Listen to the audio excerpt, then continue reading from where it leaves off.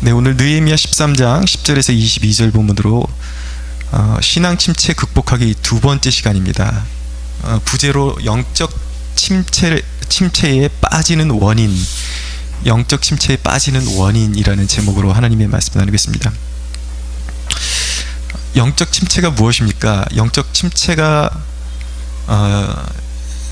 침체를 정리를 하면은 아마 이렇게 정의할 수 있을 것입니다. 신앙의 모습이 있긴 한데 그 형식만 남아있는 것이죠.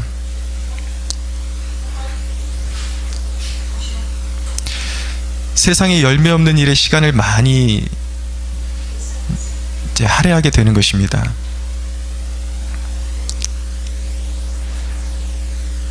네, 에어컨 켰으니까 그거 안 하셔도 돼요. 네, 영적 침체가 무엇입니까? 신앙은 있지만 형식만 남아있는 것이죠. 그리고 영적 침체에 빠지다 보면은 이제 세상에 열매 없는 일에 시간을 많이 할애하게 됩니다. 근데 교회가 영적 침체에 빠지게 되면은 그것이 굉장히 무서운 징조가 되는 것입니다. 일례로 이제 영국 교회 안에 신학적인 불순물이 들어오기 시작했습니다. 자유주의 신학이 들어오고 성경에서 기적이라는 그 기적은 다 빼버리고 이성적으로만 믿으려고 하는 그러한 이제 세상의 부패한 신학이 영국 교회 안으로 파고 들어오기 시작했죠. 그러면서 별일 아니라고 생각을 했는데 교회 안에 성도들의 열정이 상실되고 이런 일이 벌어지면서 교회가 생기를 빼앗기게 되고 시간이 누적되면서 사람들은 점점 교회를 떠나가게 된 것입니다. 그래서 지금 영국 교회는 거의 텅텅 비어가고 있습니다. 교회로 예배당으로 사용되던 그 예배당들이 불교의 사원으로, 그리고 뭐 디스코텍, 뭐 나이트클럽, 술집 이런 것들로 다 지금 넘어가고 있어요. 이 영적 침체라는 것이 그만큼 무서운 것입니다. 근데 이 교회의 영적 침체가 더 심각한 이유는 무엇이냐면, 교회는 세상을 붙들고 있는 주춧돌입니다. 지지대와 같은 거예요. 그래서 복음주의 그 신학자들과 그 알려져 있는 그 유수한 설교자들 가운데 그들이 한결같이 내는 목소리가 무엇이냐면, 세계 1차 대전과 2차 대전이 우연히 일어난 것이 아니라 반드시 교회의 타락과 밀접하게 연결되어 있다는 거예요. 교회가 신학적으로 타락하고 성도들이 세속화될 때에 하나님은 반드시 전쟁을 허락하십니다. 그래서 아주 비극적인 그런 고난을 겪게 하시는 것이죠. 그러면서 연단시키면서 사람들이 다시 하나님 앞에 설 수 있도록 기회를 주시는 것입니다. 그러니까 교회, 우리의 신앙이 침체로 빠지는 것과 세상이 무슨 상관이냐, 이렇게 여러분들이 생각할 수 있겠지만, 우리 때문에, 성도 때문에 세상이 버티고 있는 것입니다. 무슨 말씀인지 아시겠죠? 세상이 존재하는 이유는 하나님께서 성도들을 보시고 지탱해 나가시는 거예요. 성도들의 신앙의 자세에 따라서 세상의 흥망성쇠가 밀접하게 연관되어 있는 것입니다. 18절을 보세요. 오늘 말씀. 너희 조상들이 이같이 행하지 아니하였느냐? 그래서 우리 하나님이 이 모든 재앙을 우리와 이 성읍에 내리신 것이 아니냐? 그럼에도 불구하고 너희가 안식일을 범하여 진노가 이스라엘에게 더욱 심하게 임하도록 하는도다 라고 말하고 있죠. 느헤미야가 지금 무엇을 걱정하고 있습니까? 이스라엘 백성들이 지금 영적인 부흥을 맞이한 지가 얼마 지나지 않았어요. 근데 금세 이렇게 신앙이 사그러들고 영적인 부패가 시작된 것입니다. 그래서 느헤미야가 걱정하는 것은 너희가 이렇게 영적인 침체를 극복하지 못하고 이대로 있으면 또 과거로 돌아가는 것이다. 또 너희의 인생에 하나님의 진노가 분명히 임하게 될 것이다 라고 경고하고 있는 것입니다. 자, 6절을 보십시오. 6절에 보니까 함께 읽을까요? 시작. 그때에는 내가 예루살렘에 있지 아니하였느니라. 바벨론 왕 아닥사스다 32년에 내가 왕에게 나아갔다가 며칠 후에 왕에게 말미를 정하고. 자, 느헤미야가 유다의 총독 기간을, 예루살렘의 총독 기간을 12년을 보내고 이제 왕에게 허락을 받은 기간이 지나서 이제 그 바사 왕국의 아닥사스다 왕에게 이제 보고차 이제 들르게 됩니다. 그런데 며칠 후에 그가 예루살렘으로 돌아왔다라는 것입니다.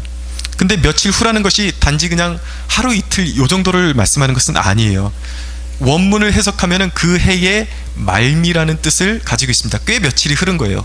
꽤 수많은 이제 날이 흐른 것입니다. 그 느헤미야가 자리를 그렇게 비운 사이에 정말 믿어지지 않을 만큼 그렇게도 빨리 이스라엘 백성들이 타락할 수 있다는 사실이 너무나도 놀라운 것이죠. 8장부터 여러분 시작해서 기억나시죠? 말씀의 부흥이 시작되고 계속해서 개혁이 시작됩니다. 회개하고 말씀 운동이 일어나고 안식일을 정비하고 예배를 정비하고 이런 일들이 쫙 일어났는데, 느헤미야가 자리를 비운 그 사이에 이스라엘 백성들이 이렇게 영적으로 타락하고 영적인 침체가 그렇게도 빨리도 왔다라는 것이죠. 여러분, 깨어 있어야 하는 것입니다. 영적인 침체는 순식간에 진행되는 것입니다. 음식물이 순식간에 부패하는 것처럼 우리 영적인 침체가 그렇게 빨리 진행된다라는 것입니다. 깨어있는 영적 리더의 역할이 또한 이렇게 크다라는 사실이 중요합니다. 여러분, 교회의 덩치만 크다고 건강한 것은 아닙니다. 어느 교회는 가보면 덩치는 꽤 있음에도 불구하고 형식적인 기도에만 있고 뭔가 막 바빠요. 굉장히 분주하고 바쁜데 보면은 알맹이가 없어요. 주로 성도들끼리 모여서 교제만 나누고 기도회는 형식적으로 대충 하다 끝내고, 그런 모습들을 보이기도 합니다. 열매 없는 일들로 교회가 분주한 거예요. 그러니까 가만히 보면은 교회가 덩치는 크고 뭔가 바쁘긴 한데 그 교회 안에서 사람들이 영적으로 회심하고 헌신하는 일을 찾아보기가 극히 힘든 것입니다. 여러분, 교회의 사이즈와 성도들의 헌신은 별개예요. 다른 것입니다. 리더가 깨어있지 못할 때 교회는 침체를 이어갑니다. 그런데 깨어있는 리더가 나타나서 그 교회에 기도의 불을 지펴줄 때에 어떤 현상이 일어나냐면, 처음에는 사람들이 적응을 하지 못해요. 잘. 왜냐하면 그런 기도의 불을 지펴주면 사람들은 편한 것에 길들여져 있거든요. 그러니까 그 사람들이 생각하는 것은 은혜 받는다, 이것은 자기들이 기분이 좋을 때 은혜 받는다고 생각했던 거예요. 그런데 어떤 강력한 리더십이 와가지고 갑자기 기도의 불을 확 지펴버리면 힘든 것입니다. 근데 사람들은 그것이 은혜가 아니라고 착각을 하죠. 힘드니까. 그런데 여러분 보세요. 그냥 기분만 좋게 만드는 것은 오락입니다. 근데 근육이 생성되는 것은 운동이에요. 그래서 고통이 가해지는 것입니다.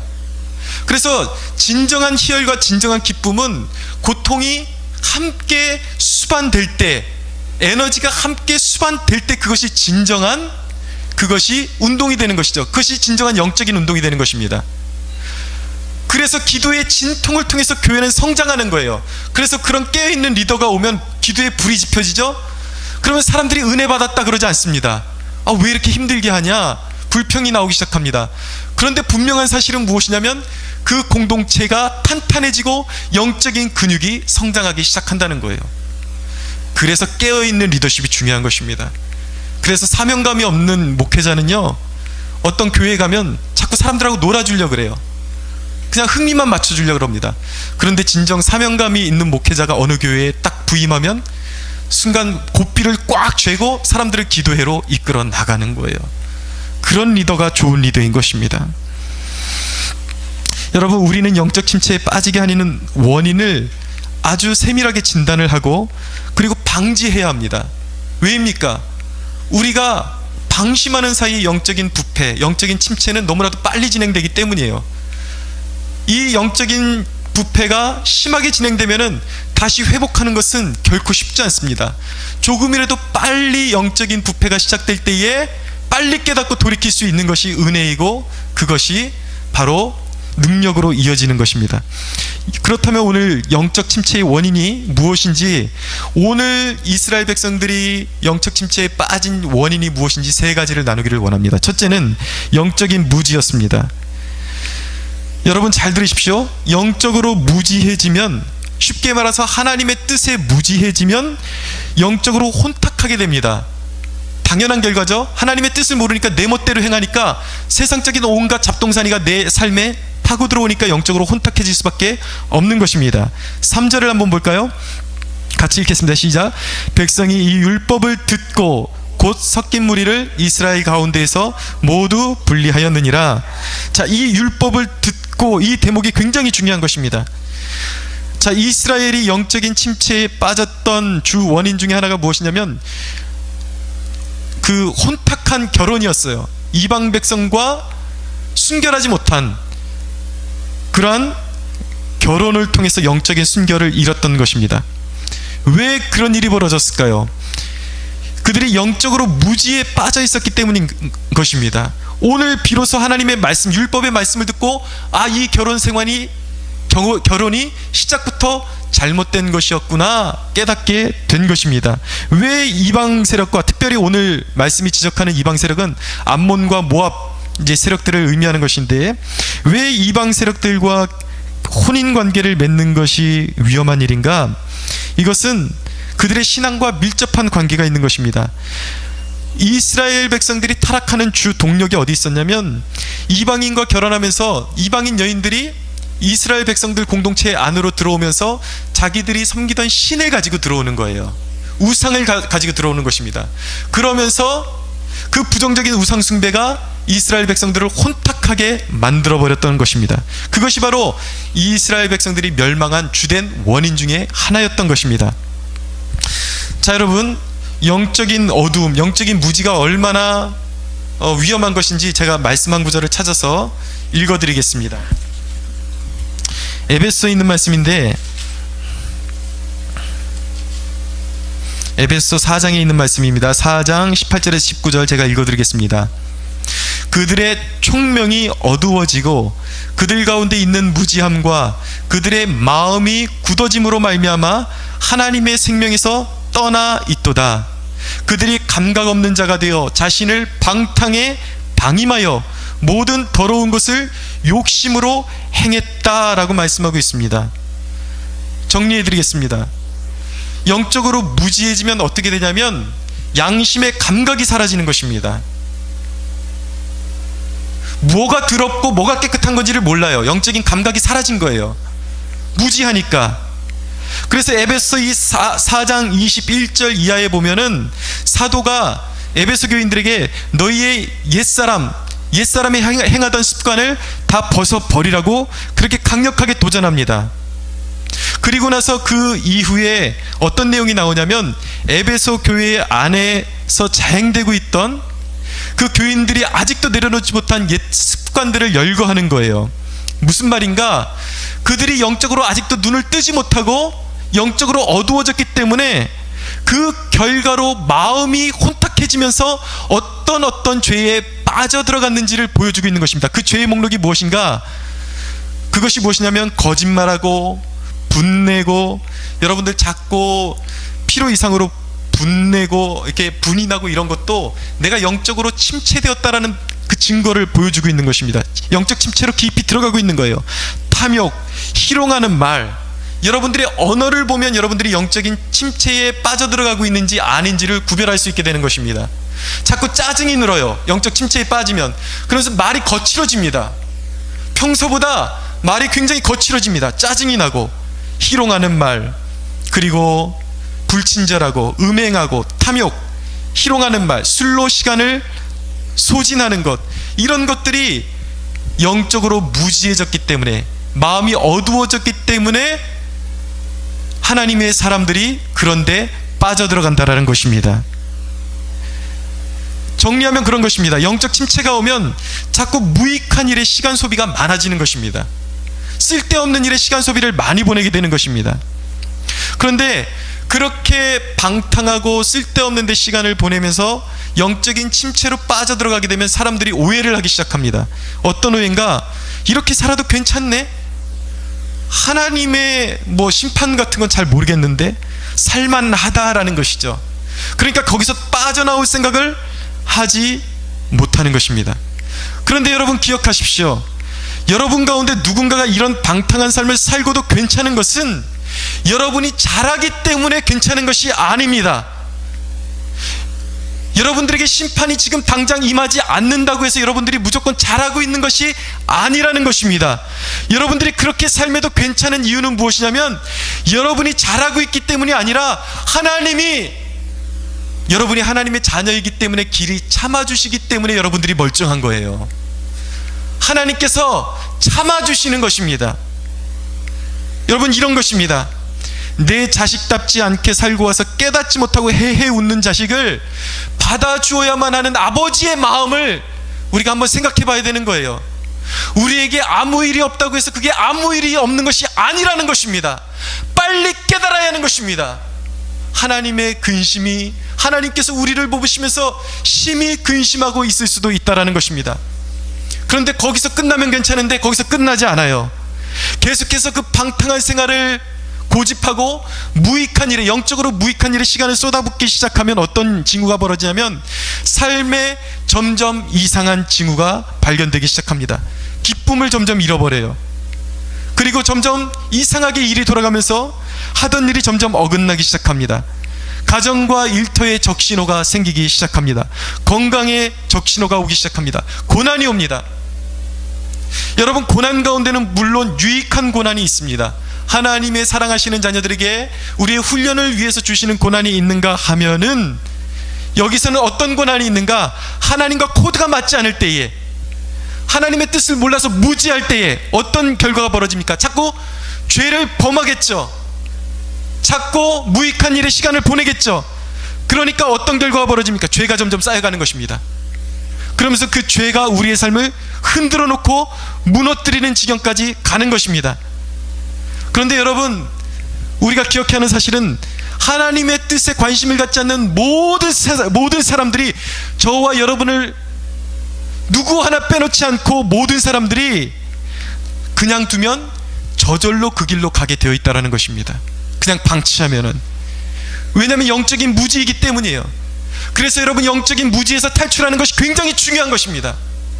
영적인 무지를 허용해서는 안 되는 것입니다. 하나님의 뜻에 관심을 가져야 하는 것입니다.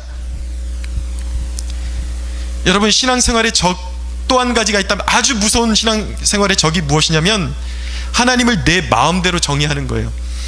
실제로 하나님께서 어떤 분인지에 대해서 관심을 갖지 않고 내 마음대로 하나님은 이런 분이야 라고 정의하면서 하나님을 믿는 것, 굉장히 위험한 것입니다. 하나님을 알고 믿어야 하는 것입니다. 여러분, 그렇다면 이 영적 무지를 낳는 최고의 지름길은 무엇입니까?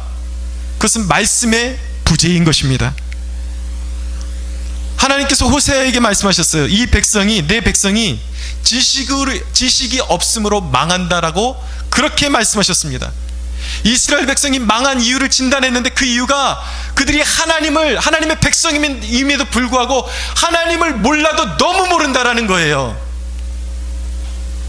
그래서 하나님이 미워하는 짓만 골라서 하는 것입니다. 그래서 결국 자동으로 멸망의 길로 갈 수밖에 없었다라는 것이죠. 여러분, 영적 침체에서 빠져나오는 길은 알고 순종하는 길뿐임을 믿으십시오. 알아야 하는 것입니다.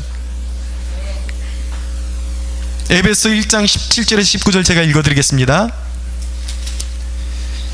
우리 주 예수 그리스도의 하나님 영광의 아버지께서 지혜와 계시의 영을 너희에게 주사 하나님을 알게 하시고 너희의 마음의 눈을 밝히사 그의 부르심의 소망이 무엇이며 성도 안에서 그 기업의 영광의 풍성함이 무엇이며 그의 힘의 위력으로 역사하심을 따라 믿는 우리에게 베푸신 능력의 크심이, 지극히 크심이 어떠한 것을 너희로 알게 하시기를 구하노라 라고 말씀하고 있습니다. 여러분에게 주어진 하나님의 그 긍휼의 풍성하심, 예수 그리스도 안에 숨어있는 여러분들이 장차 받을 그 기업의 풍성함과 그 크기를 조금이라도 아십니까? 여러분, 영생하니까 영생을 주신다는데 실감이 안 나죠? 하나도 기쁘지를 않죠? 저와 여러분 지금 다 늙어서 죽어가고 있지 않습니까? 영생이 얼마나 놀라운 축복입니까? 첫사람이 잃어버렸던, 하나님께 범죄함으로 잃어버렸던 영원한 생명을 되찾아왔다라는 것입니다. 영생을 얻었습니다. 우리는 천국에 들어가면 나라를 우리에게 기업으로 주시겠다고 말씀하고 있습니다. 이 땅에서 20평 조금 넘는 아파트만 사도 너무나도 사람들 좋아하는데 나라를 우리에게 기업으로 주시겠다고 합니다. 예수님과 함께 우리가 왕같은 제사장이 되어서, 왕이 되어서 왕노릇하면서 세상을 통치하면서 다스리게 하신다고 주님께서 약속하셨습니다. 할렐루야.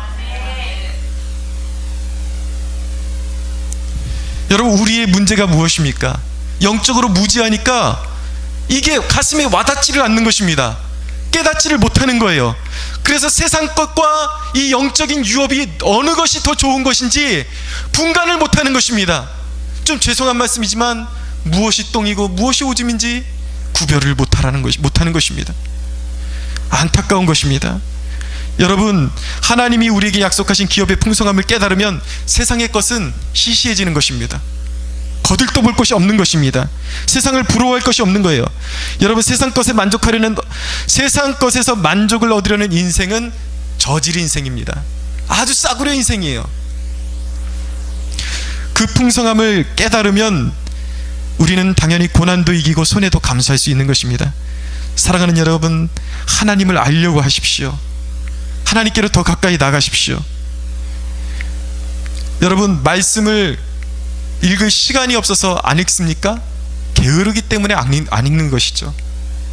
제가 여러분들의 얼굴 본 지 벌써 시간이 꽤 지났는데 제가 주기적으로 하나님의 말씀을 읽으라고 여러분들에게 그렇게 얘기했는데도 보나마나 여러분들 그렇게 잘 읽지 않았을 거예요. 영적인 게으름 때문입니다. 여러분들의 믿음이 조금이라도 진짜 이 영적인 기업에 대한 그런 믿음이 있다라면 그렇게 자신을 방치하지 않을 거예요. 영적인 무지함에. 저는 그런 생각이 들어요. 때로는 이 목회자가 여러분들 아멘 아멘 하지만 하나도 기분이 안 좋아요. 왜냐면 여러분들 분명히 순종하지 않을 것을 제가 뻔히 알고 있기 때문입니다. 말씀 읽으십시오. 아멘 하고 여러분들 나가면 분명히 말씀 안 읽어요.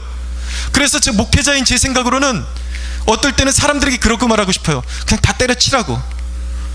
당신 같은 사람들에게는 천국이 아깝다고, 당신 같은 사람들이 갈 천국은 없다고 그렇게 말하고 싶어요. 그런데 여러분, 목회자인 저의 마음은 그런데 하나님은 저에게 뭐라고 말씀하시냐면 그래도 그들을 설득하고 내가 너희들을 사랑한다고 말해주래요. 그것이 목사하고 하나님하고 틀린 점이에요. 미치겠어요. 저는 성질대로 해버리고 싶은데 하나님은 여러분들을 끝까지 사랑하신대요. 믿으십니까? 이해가 안 가죠. 하나님의 사랑은 그런 거예요. 목회자인 저의 그 속은 요만하지만 하나님의 마음은 너무나도 넓은 것입니다. 이해할 수 없는 것입니다. 그렇게 불순종하는데도 여러분들 사랑하신대요. 하나님께서 주의 종을 통해서 그렇게 여러분들에게 대시하고 좀 이렇게 살아라 이렇게 살아라 그렇게 수도 없이 얘기하면 좀 하는 척이라도 해야 정상적인 사람들 아닙니까?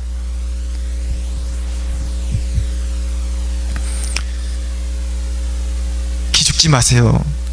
제가 이렇게 성질 버려도 하나님 여러분 사랑하신대요. 두 번째입니다. 영적 침체의 원인은 무엇입니까? 안전장치를 버리는 것입니다. 오늘 본문 보겠습니다. 10절에서 13절 한번 볼까요? 같이 읽겠습니다. 시작. 내가 또 알아본즉 레위 사람들이 받을 몫을 주지 아니하였으므로 그 직무를 행하는 레위 사람들과 노래하는 자들이 각각 자기 밭으로 도망하였기로 내가 모든 민장들을 꾸짖어 이르기를 하나님의 전이 어찌하여 버림받았느냐 하고 곧 레위 사람들을 불러 모아 다시 제자리에 세웠더니 이에 온 유다가 곡식과 새 포도주와 기름의 11조를 가져다가 곡간에 드림으로 내가 제사장 셀레마와 서기관 사독과 레위 사람 부다야를 창고지기로 삼고 mattanya의 손자 삭굴의 아들 하난을 버금으로 삼았나니 이는 그들이 충직한 자로 인정됨이라. 그 직분은 형제들에게 분배하는 일이었느니라. 자, 여러분, 영적 침체에 빠진 주 원인 중에 두 번째 원인이 무엇인가? 백성이 느헤미야가 자리를 비운 그 사이에 11조를 내지 않게 되었습니다. 11조를 띄어먹기 시작했어요. 그러니까 성전이 유지될 수가 없죠. 그러니까 예배가 돌아가다가 멈추게 된 것입니다. 레위인들이 먹고 살아야 되니까 다 도망간 거예요. 오늘 말씀이 얼마나 적나라하게, 참 하나님의 말씀은 재밌어요. 보면은 좀 이렇게 미화시키거나 그런 게 없어요. 배고파서 도망갔다라는 거예요. 밭으로. 이런 지경에 이르렀다라는 것입니다. 11절에 보면 보세요. 내가 모든 민장들을 꾸짖어 이르기를 하나님의 전이 어찌하여 버림바 되었느냐 하고 라고 말씀하고 있습니다. 이 대목을 읽는데 눈물이 나려고 그러더라고요. 가슴이 아픕니다. 이게 오늘날의 현실입니다. 오늘날의 성도들의 영적인 상태입니다.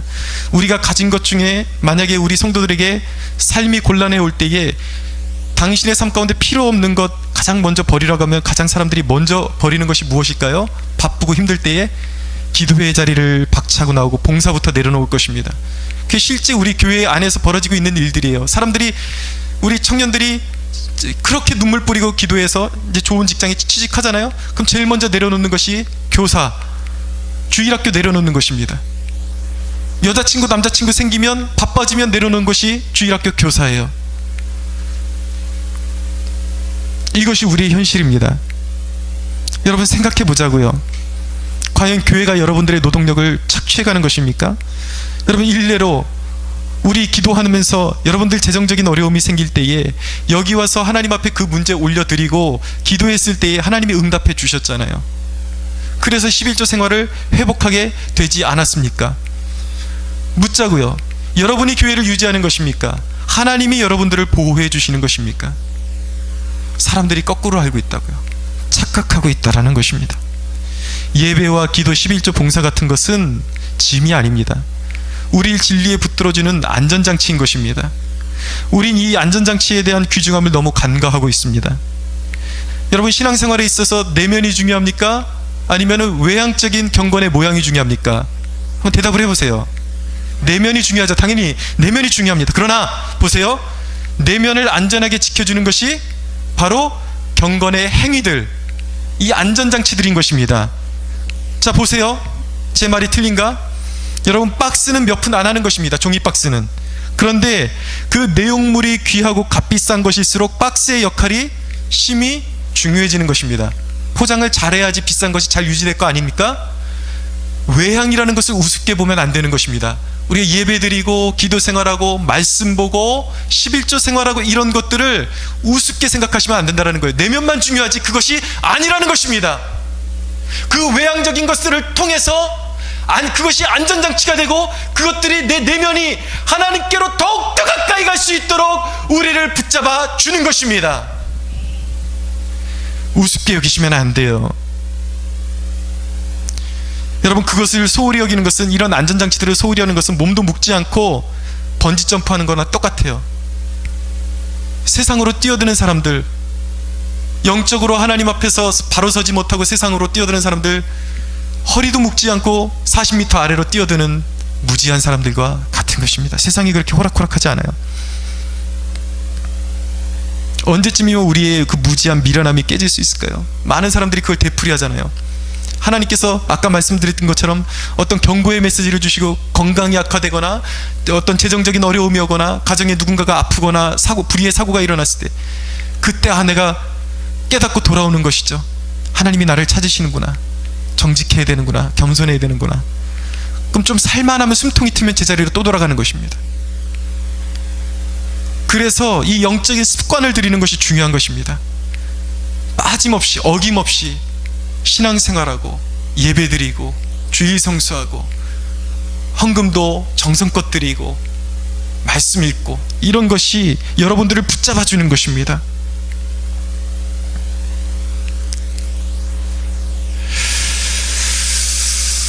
여러분, 교회에 출석이 필요 없다고 생각하는 사람들이 있습니다. 가끔 보면 예수님만 믿으면 됐지, 얼마나 위험한 생각인지 아십니까?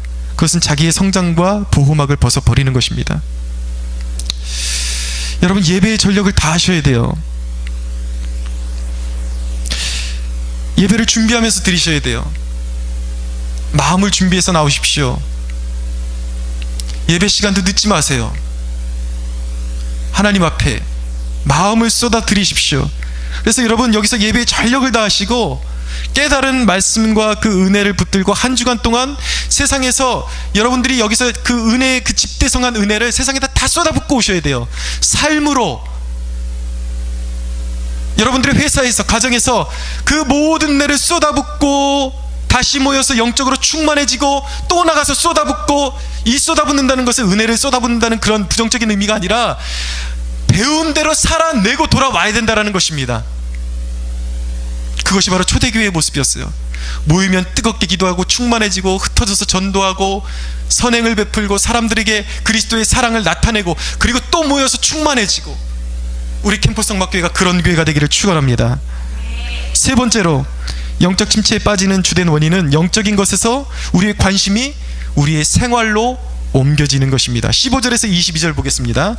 15절에서 22절 보면 일단 15절 한 장만 읽겠습니다. 시작. 그때 내가 본즉 유다에서 어떤 사람이 안식일에 술틀을 밟고 곡식단을 나귀 위에 실어 운반하며 포도주와 포도와 무화과와 여러 가지 짐을 지고 안식일에 예루살렘에 들어와서 음식물을 팔기로 그날에 내가 경계하였고, 점점 안식일을 범하는 일이 잦아졌습니다. 불과 며칠, 얼마 전에 우리가 안식일 제도 정비하는 거 기억나시죠?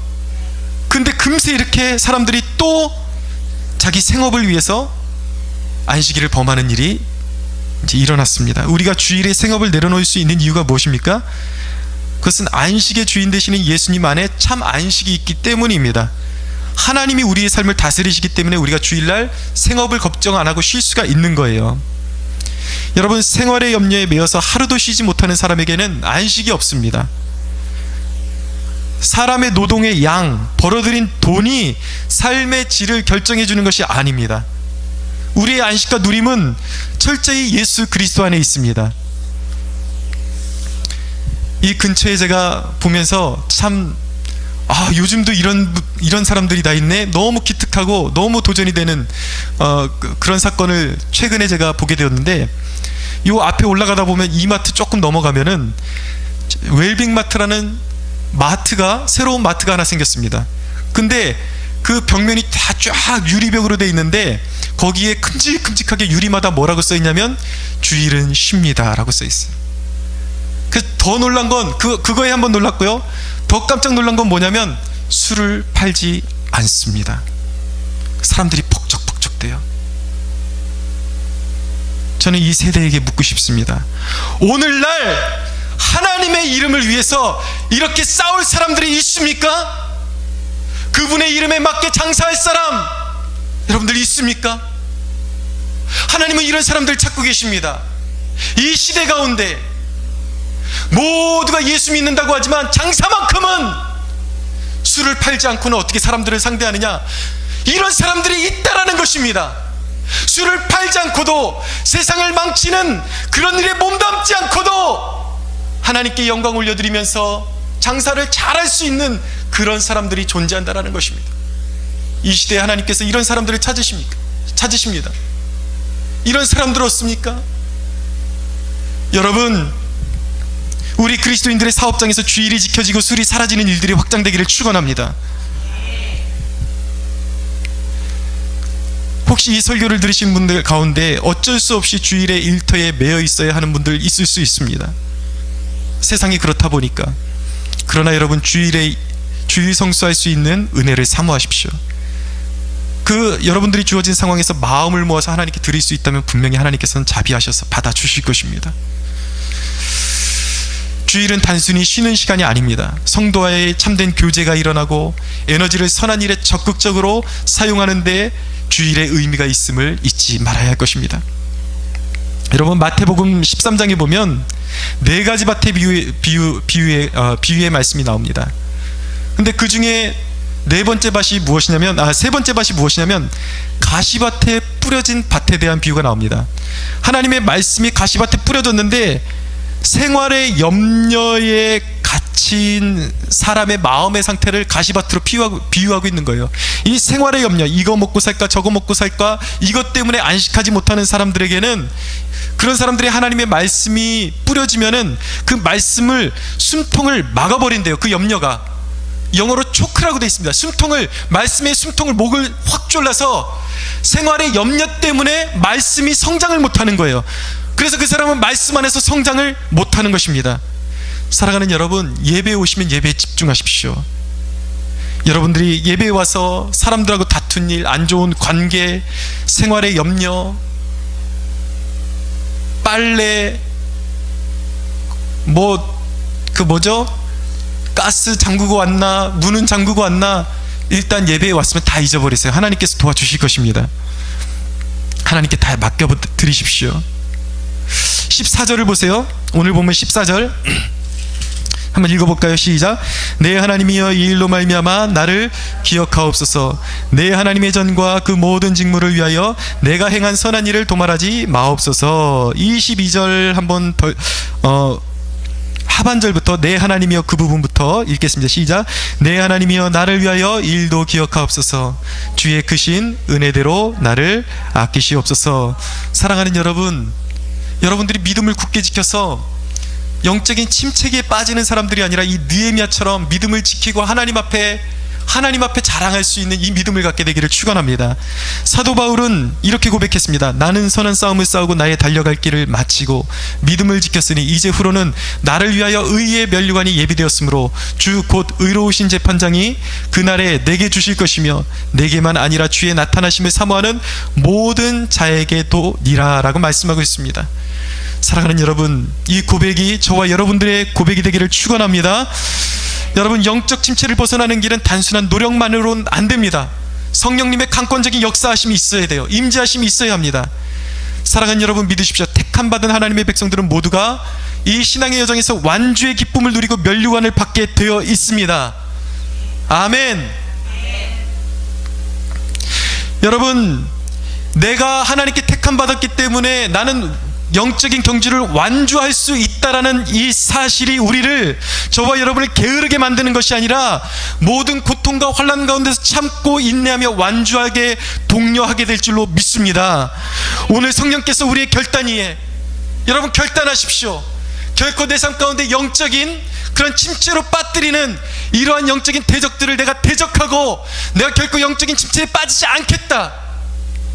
내가 영적인 안전장치들을 붙들고 신앙에 온전히 오래 서서, 완전히 굳건하게 서서 하나님을 의지하고 영적인 해이함에 빠지지 않고 내가 믿음의 경주를 완주하겠다라는 믿음으로 나아갈 수 있게 되기를 바랍니다. 오늘 성령께서 우리의 결단 위에 기름 부으시고 새 힘을 주시기를 원합니다. 우리가 이 소망을 붙들고 기도할 때에 성령께서 우리를 붙들어 주실 줄로 믿습니다. 우리 하나님께 영광의 박수 올려드리겠습니다.